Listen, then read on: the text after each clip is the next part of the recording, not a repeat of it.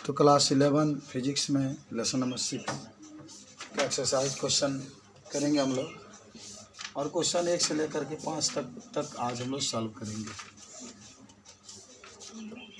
आज हम क्वेश्चन की शुरुआत करने जा रहे हैं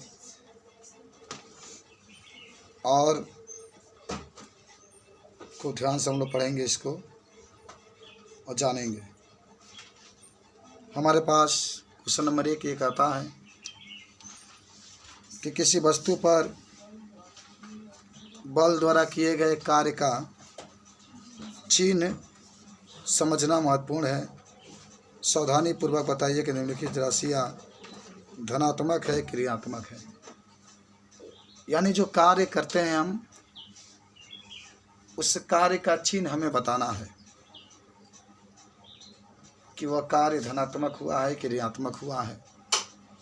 धन के चिन्ह आ जाएगा तो धनात्मक, ऋण का चिन्ह आ जाएगा तो ऋणात्मक। यानी पहला क्वेश्चन आपका तय हो रहा है कि आपको बताना है कार्य क्या है। W बराबर आपके पास होता है F × D cos थीटा। मैं एक बार फिर आपको बता दूं कि जहाँ थीटा का मान 0 होगा तो वहाँ पर 0 होगा तो वहाँ पर 1 रखेंगे। cos 30 होगा तो कर्ण में 3/2 रखेंगे। cos 45 होगा तो 1/कर्ण में 2 रखेंगे। cos 60 होगा तो इसका मान 1/2 रखेंगे। cos 90 होगा तो इसका मान 0 रखेंगे। cos 180 होगा तो इसका मान -1 रखेंगे। ये कुछ आपके लिए हेल्प के लिए लिखा गया है कि जहाँ जैसी बातें होंगी वहाँ आप ऐसा उपयोग करेंगे। आप अच्छी तरीके जानते होंगे कार्य बराबर होता है बल गुणे विस्थापन, W बराबर F × D। इसके आधार पर आप ये तय करेंगे कि कब कार्य धनात्मक होगा, कब कार्य ऋणात्मक होगा। आपको ऐसा महसूस हो रहा है कि पहला क्वेश्चन कह रहा है किसी व्यक्ति द्वारा कुएं में से रस्सी से बंधी बाल्टी को रस्सी द्वारा बाहर निकालने में किया गया कार्य आपको ये तय करेगा कि ये धनात्मक है कि ऋणात्मक है। आप अच्छी तरीके से जानते होंगे कि हम जिधर बल लगाते हैं उधर बाल्टी भी आता है ना। तो जो किया गया कार्य होगा वह कार्य धनात्मक होगा। समझे? किया गया कार्य कैसा होगा? धनात्मक हो गया। किसी व्यक्ति द्वारा किसी कुएं से रस्सी से बंधी बाल्टी को रस्सी द्वारा बाहर निकालने पर किया गया कार्य। और उपयुक्त स्थिति में पहले लिखते हैं, मान लो कि हमारे पास एक कुआं है इस तरीके से, और आप रस्सी से एक बाल्टी को बांध दिए हैं और अपने तरफ आप खींच रहे हैं। तो जब आप अपने तरफ खींचेंगे इसको तो जो किया गया कार्य होगा वह धनात्मक होगा, क्योंकि जिधर आप खींच रहे हैं उधर बाल्टी जा रहा है। तो ए नंबर में लिख लेना कि किया गया कार्य धनात्मक होगा। किया गया कार्य धनात्मक होगा।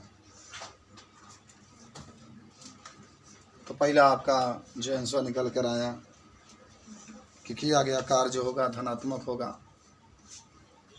क्योंकि बाल्टी को ऊपर की तरफ खींच रहे हैं और बाल्टी ऊपर की तरफ ही आ रहा है। इसलिए हम लोग कहेंगे कि जो किया गया कार्य होगा वह धनात्मक होगा। दूसरा देखिए, दूसरा कह रहा है कि उपयुक्त स्थिति में गुरुत्वीय बल द्वारा किया गया कार्य। बी नंबर कह रहा है गुरुत्वीय बल द्वारा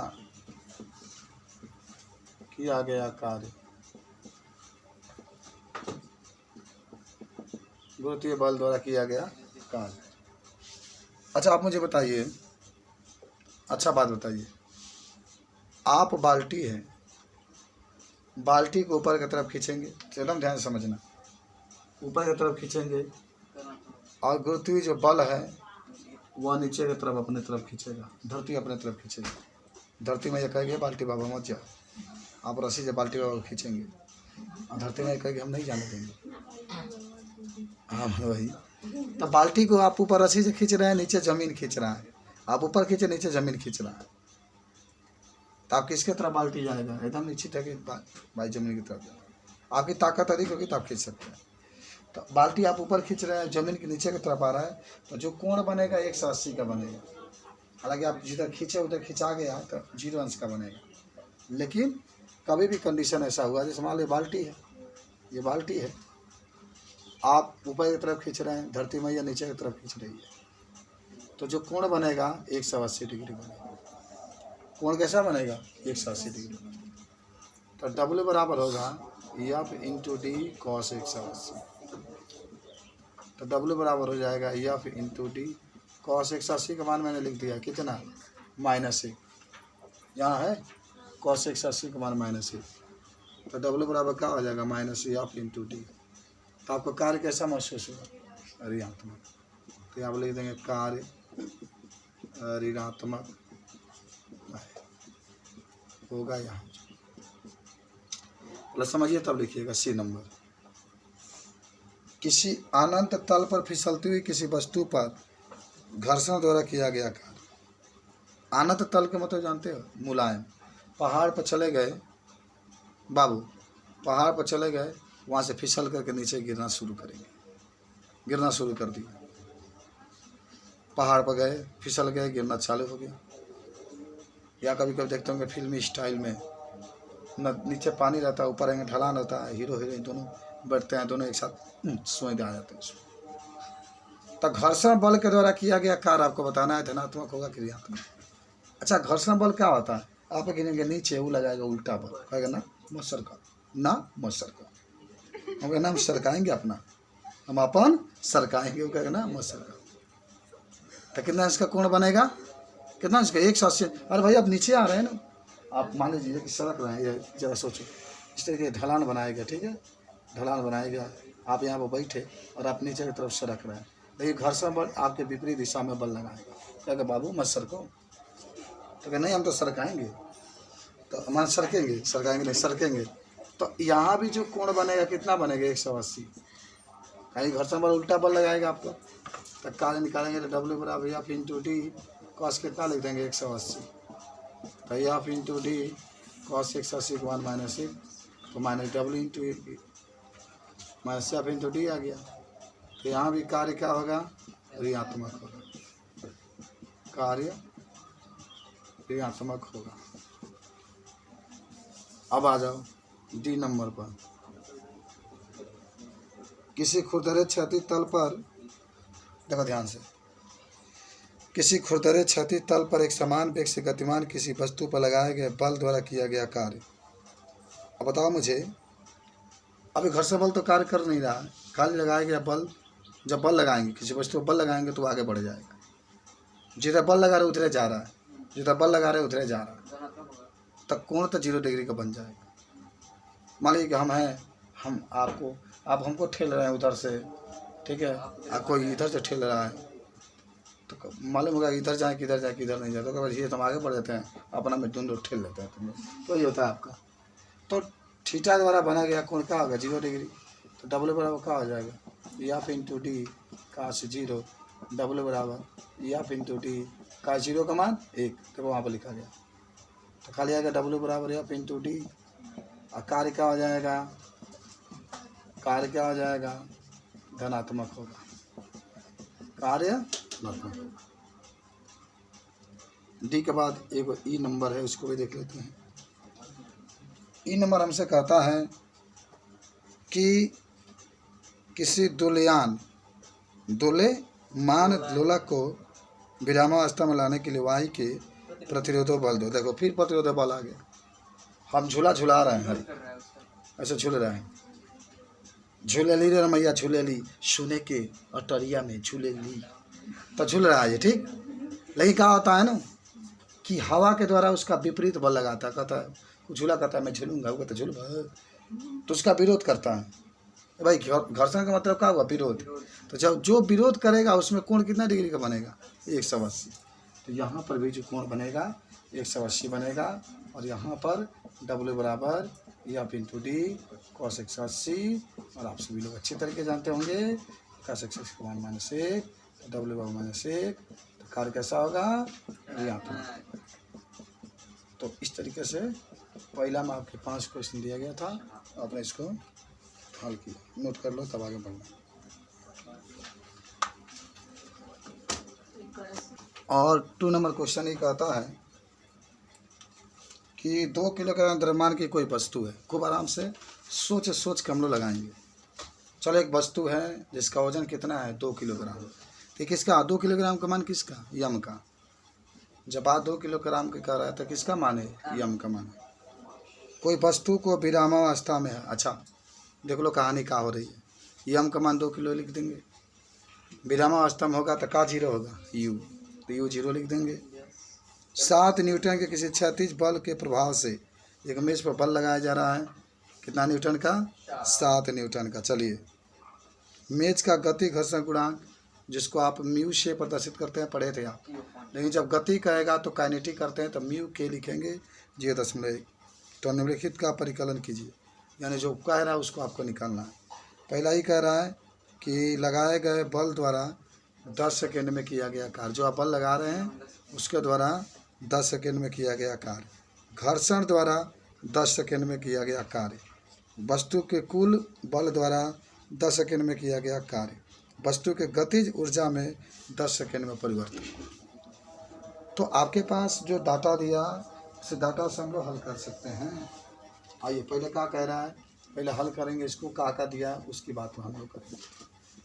पहले तो ये कह रहा है कि एक वस्तु है जिसका द्रव्यमान 2 किलोग्राम है, कि हम बराबर 2 किलोग्राम लिख देंगे। और आप अच्छी तरीके से जानते हैं, जब विराम अवस्था की बात करेगा तो आपका यू का हो जाएगा 0 हो जाएगा। आप ये भी जानते हैं 7 न्यूटन का बल लगाते हैं, ये आपका मान दिया 7 न्यूटन। म्यू के, जिसको आप गति घर्षण गुणांक कहेंगे, तो इसको म्यू कहते हैं। लेकिन जब के है तो इसको गति कहेंगे, और म्यू को गति घर्षण गुणांक कहते हैं, जिसका मान 0.1 दिया गया है। ठीक है। अच्छा देखो, हम सबसे पहले कोशिश करते हैं कि पिंड पर गति के दिशा में शुद्ध बल कितना लगता है। मान लो हम साइकिल चलाते हैं, तो समझना शुद्ध बल क्या निकलता है। शुद्ध बल मान कितना बल से आपका साइकिल चल रहा है। आप जब साइकिल पर बल लगाते हैं तो साइकिल पर 50 न्यूटन का बल लगाते हैं मान लीजिए, तो साइकिल आपका 50 के रफ्तार से नहीं चलता है। साइकिल आपका 40 के रफ्तार से चलता है या 45 के रफ्तार से चलता है, क्योंकि 5 न्यूटन बल घर्षण विरोध करता है, और जो आपके 5 या 10 न्यूटन बल को कम कर देता है। तो अगर शुद्ध आपको नेट बल कितना कार्य किया उस वस्तु पर, जिस वस्तु पर आपने 7 न्यूटन का बल लगाया, आपने 7 न्यूटन का बल लगाया, लेकिन उस वस्तु को सरकने में कुछ घर्षण बल ने उसको रोकने का प्रयास किया, तो क्या वस्तु 7 न्यूटन से आगे बढ़ेगा? ना। वो तो कुछ, भाई जो सड़क है वो घर्षण बल के द्वारा आपके रफ्तार को, आपके बल को कम कर देता है। तो पहले शुद्ध बल निकालेंगे। आओ, क्या निकालेंगे? शुद्ध बल। आ जाओ, यहाँ पर देखो, पहले तो घर्षण बल निकाल लो। घर्षण, गति, घर्षण बल। आपको याद होगा कि मैंने कहा था कि गति घर्षण बल निकालेंगे आप, तो आप इसको एफ से प्रदर्शित कर सकते हैं, और यहाँ पर लिख सकते हैं घर्षण बराबर, आपको मैंने पढ़ाया था कि म्यू के इंटू एम जी होता है, म्यू के इंटू एम जी। और म्यू के का मान आपके पास मौजूद है 0.1, यम आपके पास मौजूद है 2, जी आप अच्छी तरीके से जानते होंगे 10 होता है। ये मात्रक आपके न्यूटन में आएगा। आगे बढ़ा देते हैं, इसी से गुणा जब करेंगे तो 10 दूना 20, 2 न्यूटन केवल आ जाएगा। 1 अंक बाद 10 मिनट लगेगा। कितना आ गया? 2 न्यूटन। अब यहाँ पर शुद्ध या नेट बल, अब देखा कितना बल हमने के कौन पिंड पर 7 न्यूटन का पहले ही दिया था, 7 न्यूटन का बल लगाते हैं, तो 7 न्यूटन का हमने बल लगाया तो 2 न्यूटन घर्षण ने उसको आगे बढ़ने से रोक दिया और 2 न्यूटन कम हो गया। तो शुद्ध कितना बल से वस्तु गति कर रहा है? कितना बल से? 5 न्यूटन से गति करेगा ना, टोटल 7 लगा रहे हैं, लेकिन 2 तो विरोध करके कम कर दिया आपका घर्षण बल ने, तो 7 में 2 घटा देंगे, कितना आ जाएगा? 5 आ जाएगा। तो शुद्ध नेट बल जब निकालेंगे तो 7 में से 5 2 घटा देंगे तो कितना आ गया? 5 न्यूटन आ गया। ये तो शुद्ध न्यूटन का बाल हो गया, बात हो गया। और निकालना क्या है आपको? कार्य निकालना क्या है? कार्य। लेकिन कार्य के लिए आपको याद होगा कि F इंटू डी चाहिए या F इंटू यस चाहिए, F इंटू यस चाहिए। F आपको मालूम है क्या? बल मालूम है, निकल चुका है शुद्ध बल 5 न्यूटन। घर्षण बल जब कहेगा तो 2 न्यूटन।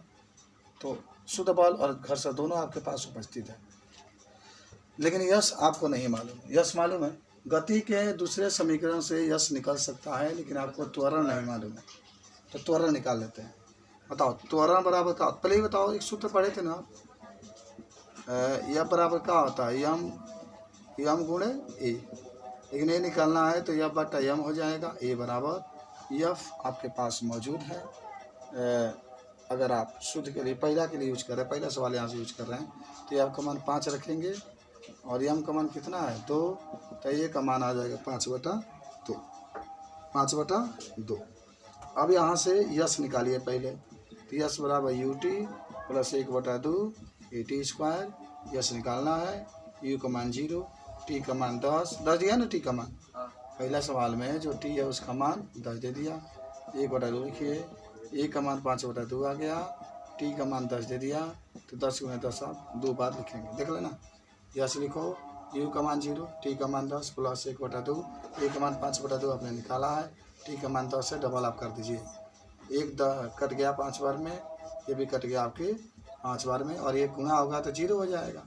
तो यश बराबर है तो 0, और 3 को 5 बचा, देखो 5 × 5 × 5 बराबर 125 मीटर। यश का मान आया, किसका मान आया? यश का मान है। लेकिन आपको निकालना कहाँ है मालूम है? आपको तो निकालना है एफ, आपको तो निकालना है डब्ल्यू। तो डब्ल्यू बराबर होता है एफ इंटू यश कास थीटा। तो आप एफ की जगह पर तो दिया है, शुद्ध के लिए निकाल रहे हैं, 5 न्यूटन आपने रखा है, तो 5 गुणे यश का मान आपके पास 125 है, गुणे कॉस यहाँ पर 0 डिग्री रख दो, बराबर आगे 625 हो जाएगा। कॉस 0 का मान 1 होता है, 625 जूल आपका पहला का आंसर आ जाएगा। ठीक है, चलो ए नंबर तो सॉल्व हो गया। अब हम बी नंबर के पास कदम को बढ़ा रहे हैं। क्या आपको समझ में आया? क्या आप लगा सकते हैं इसको? देख लीजिए, आपका ये मालूम हो जाएगा, यह बराबर एम गुणे एस से, फिर गति के दूसरा समीकरण आप रख देंगे, एस निकल जाएगा। उसके बाद से डब्ल्यू बराबर F into S cos theta होता है, उस पर रख देंगे तो निकल जाएगा। अच्छा देखो बाबू, आपके पास बी नंबर क्वेश्चन ही कहता है कि, अच्छा 1 मिनट, हाँ भाई, थीटा हमेशा 0 ही होता है अधिकतर। 0 जब सड़क पर चलेंगे तो 0 डिग्री का ही कोण बनता है अधिकतर। अच्छा दूसरा कह रहा है घर्षण बल द्वारा किया गया कार्य निकालना है। किसके बल द्वारा? अच्छा जब बात घर्षण बल की कहेगा, किसकी बात कहेगा? घर्षण बल की कहेगा, तो डब्ल्यू बराबर एफ इंटू यस तो लिखेंगे, का 0 का मान छोड़ दीजिए। तब यहाँ पर आप एफ का मान 2 रखेंगे। कितना रखेंगे? क्यों लिखेंगे? क्योंकि घर्षण बल का मान आपने निकाला है 2 न्यूटन है ना, और यश का मान तो आपको मौजूद हो चुका है 5/2, तो 2 से 2 कट गया, या बराबर 5 जूल आ जाएगा। तो घर्षण बल के द्वारा किया गया कार्य कितना आ जाएगा? 5 जूल आ जाएगा, यही ना आएगा?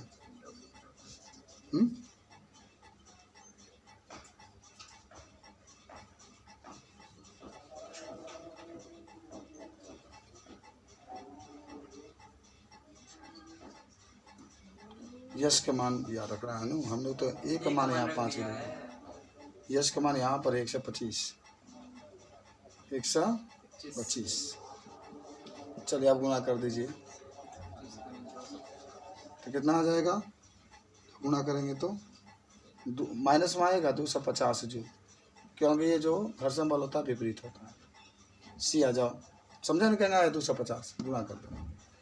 अच्छा, तीसरा इसमें कह रहा है सी नंबर, कुल बल द्वारा किया गया कार्य। कितना सही बल आप लगा रहे थे? कुल बल द्वारा किया गया कार्य, इसमें भी 5 न्यूटन होगा किया गया कार्य। तो W बराबर 5 लिख लो, गुणे 125 लिख लो, 625 जूल हो जाएंगे, बन गया। डी कह रहा है, डी बाबू 625 से नहीं होगा।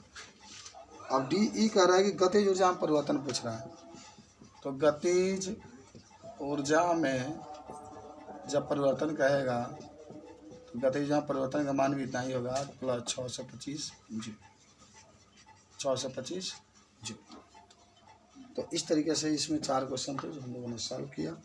थोड़ा सा मैं आपको बता दूं कि यहाँ पर आपको देखो, थोड़ा सा यहाँ पर जो देख रहे हैं आपको दिक्कतें हो रही होंगी, लेकिन जब तक यश नहीं निकलेगा तब तक कार्य निकलेगा नहीं। तो पहले गति घर्षण निकाल लिए, 2 न्यूटन आया, उसके बाद से शुद्ध नेट बल निकाल लिए, उसके बाद से यहाँ से त्वरण निकाल लिए बटे m से, क्योंकि उतना घटाना पड़ेगा तभी आपको त्वरण निकलेगा, तब आप आराम से गति के दूसरा समीकरण रख देंगे। तो यश का मान 125 मीटर आ जाएगा। तो आप सूत्र पर रखकर हल करेंगे तो आपका आंसर नोट कर लो इसको। आओ, तो ग्राफ से हम लोग हल करेंगे। देखा जाता है किताब दिखा रहा है, इसमें देखो मैं आपको प्रश्न पढ़ के सुना देता हूँ कि चित्र 6.11 में कुछ एक विमीय स्थिति ऊर्जा फलनों के उदाहरण दिए गए हैं।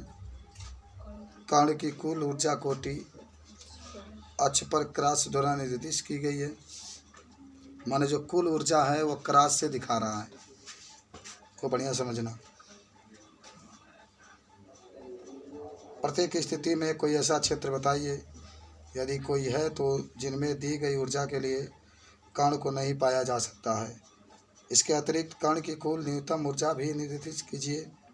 कुछ ऐसे भौतिक संदर्भों के विषय में सोचिए जिनके लिए स्थिति ऊर्जा आकृतियाँ प्रासंगिक है। कौन आकृति सही है, किस आकृति में कण पाया जाएगा कि नहीं पाया जाएगा, उसके सब के बारे में आपको लिखना है। देखिए मैं आपको बताता हूँ कि तीसरा का जो पहला है, पहला के लिए आकृति आपके पास मौजूद है। यह आकृति इस तरीके से दिया गया है, यहाँ इस तरीके से, यहाँ भी x बराबर भी a लिखा गया है,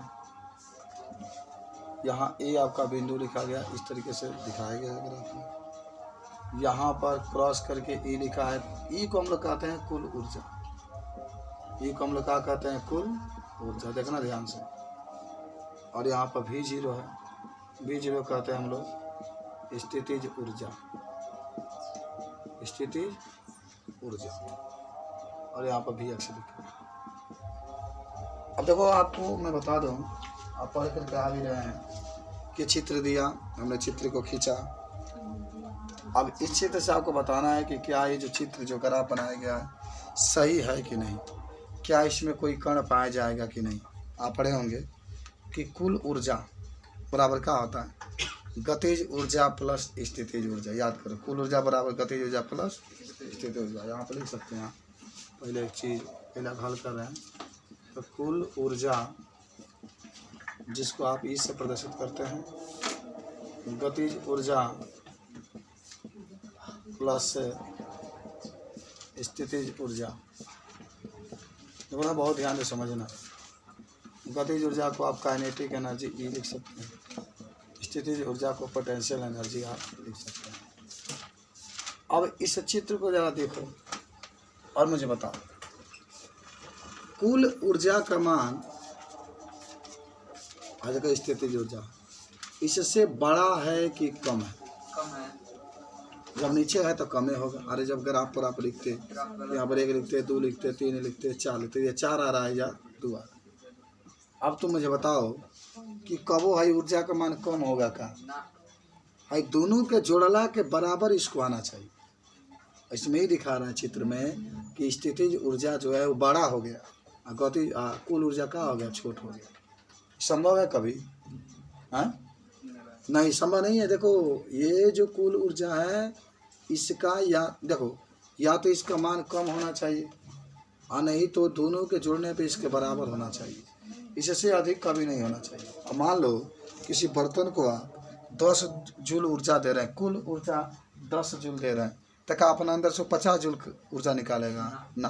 यहाँ पर वही कह रहे हैं 50 जूल ऊर्जा निकालेगा। तो आप लिखेंगे कि ये ग्राफ क्या है, गलत है। इस ग्राफ के अंदर कोई कण उपस्थित नहीं। लिख रहा ना, ठीक है ना, कि इस क्या कर रहे हो बाबू? इस ग्राफ से स्पष्ट हो रहा है कि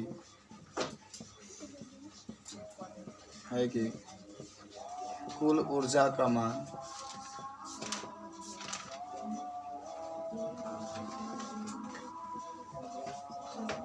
अधिक है। सतमी छोड़ो, पहले तुम ही देखो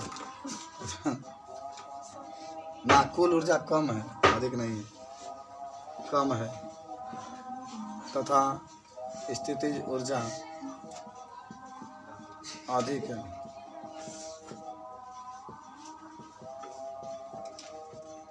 अतः यह ग्राफ के अंदर, इस ग्राफ के अंदर कोई कण नहीं पाया जाएगा।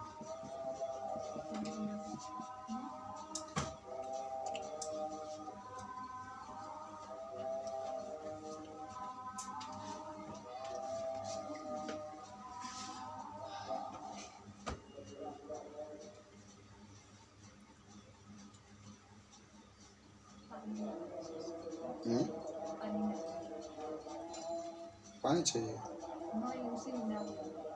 ना?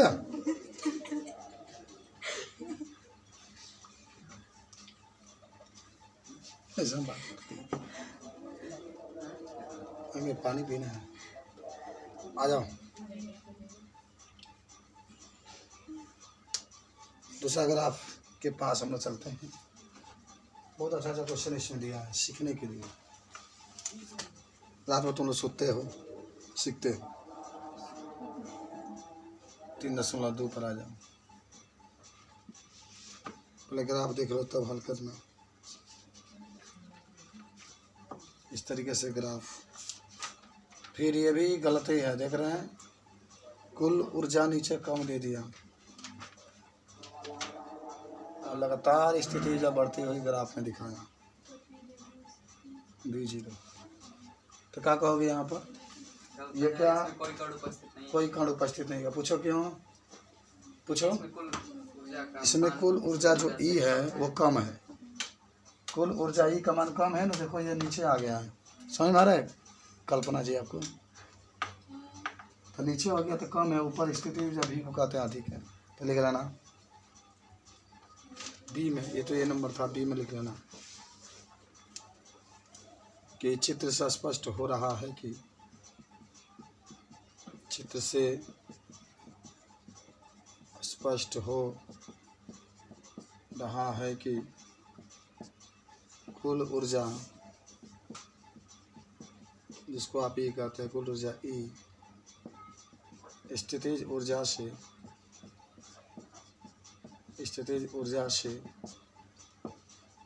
अधिक है, कम है। इसलिए इसके अंदर कोई कण उपस्थित नहीं होगा।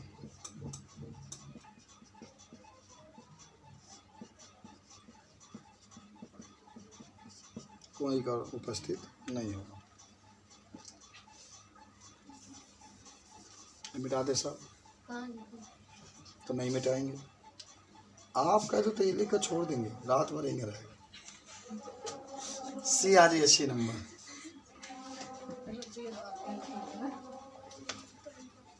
देखो सी नंबर में आप कहेंगे